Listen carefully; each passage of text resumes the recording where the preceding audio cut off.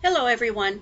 This week you're going to be learning more about Muhammad, the man who was to become the prophet and leader of the formation and building of the first Islam community. The story of his life, from orphan to merchant to messenger to statesman and leader, will be addressed. Muhammad's concerns for equality and access to society by all its members will be studied. You will also learn that Muhammad was a reluctant messenger of God. At first, he thought he was going crazy, and it took him 3 years to even express these revelations and messages, except to his wife, to other people. The early Muslim community, with its struggles for the right to believe something different, for its right to openly express its ideas, for a peaceful coexistence with those of other faiths or paganism, and for a place to settle where persecution did not occur.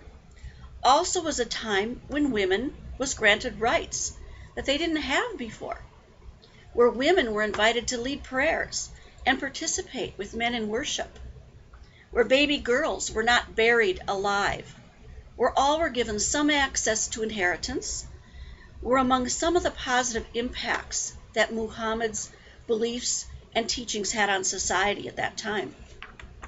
Some of these issues, of course, have changed over the years, mostly, though, not due to religion, but due to culture, growing governing powers of the state, religious leaders who have varying interpretations of Muhammad's revelation, but mostly because of the common practices at the time within society, not related specifically to religious beliefs.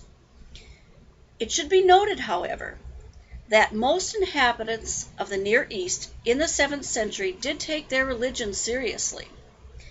There was a heightened sensitivity to apocalyptic fears and messianic expectations. In other words, they were expecting the second coming of Jesus.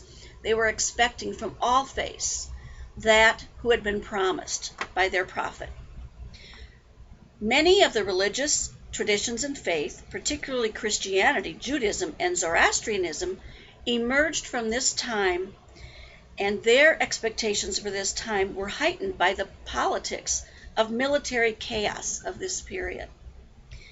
In addition to posting this week's discussion forum in response to related questions, you will also have a response paper due at the end of the week about some aspect of Muhammad's life and or the early Muslim community. I won't be reminding you every week of your papers that are due, so make sure that you check the course calendar frequently.